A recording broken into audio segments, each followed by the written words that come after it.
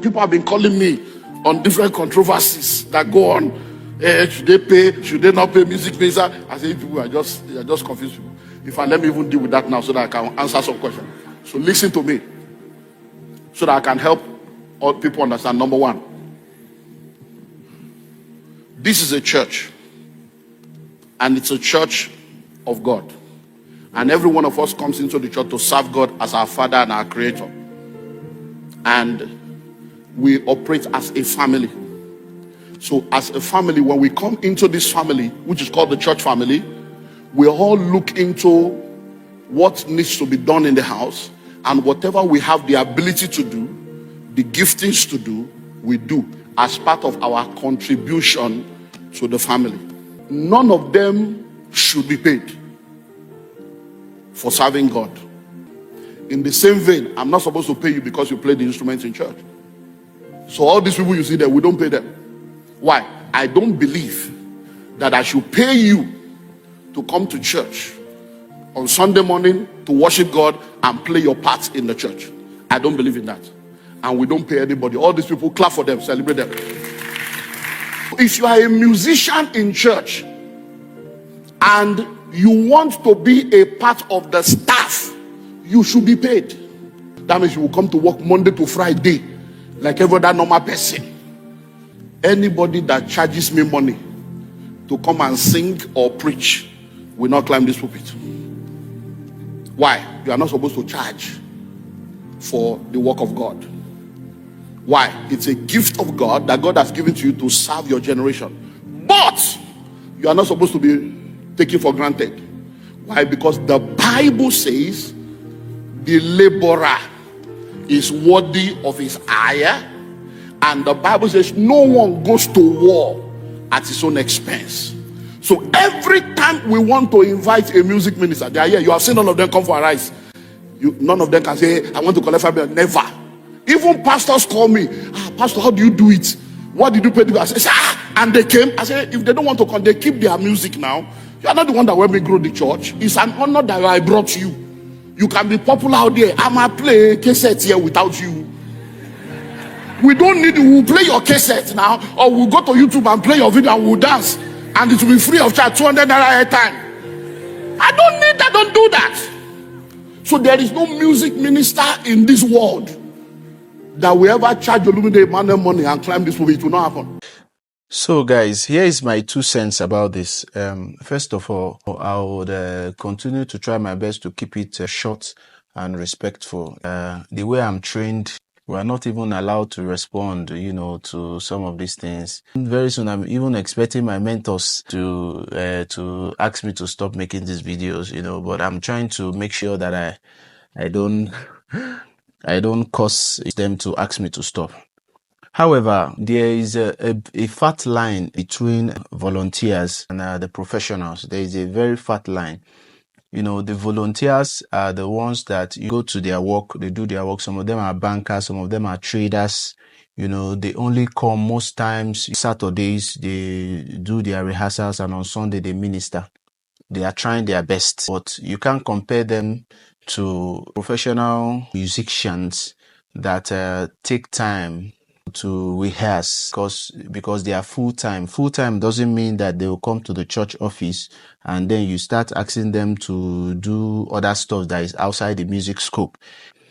You understand? That's very, very manipulative. You can employ them full-time, but that does not mean that, they will come and sit in church office and start sweeping the compound, going for evangelism. That's outside the scope. And there is no working environment that is accepted. If you're hired as an HR, you are an HR. So anything beyond that is manipulative. The laziest of them all will rehearse 8 hours every day.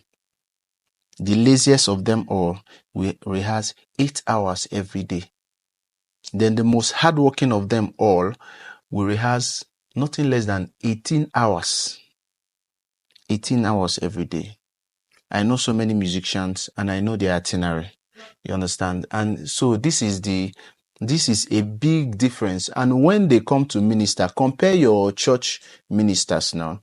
Compare your church ministers, that's the volunteers. Compare them with these professionals. You see that the gap is a lot. sometimes when they come, your PA systems, the sound change and all that because the people manning it now, they are professionals. My second thought is the contradiction. I think there's a little contradiction, here, because the Bible says that every laborer is worthy of his wages, and so my question here is that who determines the wages of the laborer?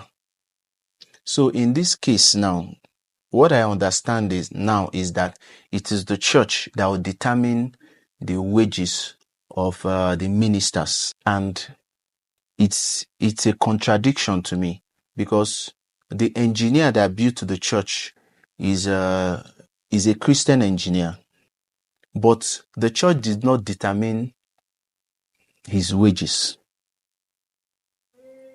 The people that is selling diesel to the church, they are Christians, but he determines his wages. The person that supplies the chairs we use in the church is a Christian. He determines his own wages. Every other Christian service provider determines his or her own wages, but the music minstrels, I think there's a little bit of contradiction here. So I now ask another question. I have another question. So how does the Christian chair supplier, how does he determine his wages? So that means he's going to calculate the cost price of the chair he's supplying and then add a little bit of profit so that he can take care of himself and his family, right? So that's business, So until it comes to the music minister, then it becomes something that should not be considered. I heard pastor say 8,000 naira for rehearsal. No, the cheapest studio now is 15,000 naira per hour. For a particular rehearsal session, you can't do anything less than 3 hours. And that's almost 45K. I said it in my other video, around 50K and upward. So there will be rehearsals. All the musicians will be paid. There will be logistics. So many costs to factor in. So now what the church is saying now is that they don't need to factor all those costs. Whatever the church gives to you, you just take it and move. No, I think this is a wake-up call for music ministers. I don't want to sound disrespectful, but this is a wake-up call. Don't go to where you are not appreciated. Like you can hear the man of God say, he said his friends asked him that, how do you do it? He said, if they don't want to come, maybe they go and all that. Start your ministry. There are so many ministers that I work with that they have their own ministry low key. They have their own followers low key. Start your own ministry so that the people that appreciate what God has given to you, because it's obvious that the music ministry and its economy is under attack. It is very, very obvious. And this gospel music ministry cannot survive without funds.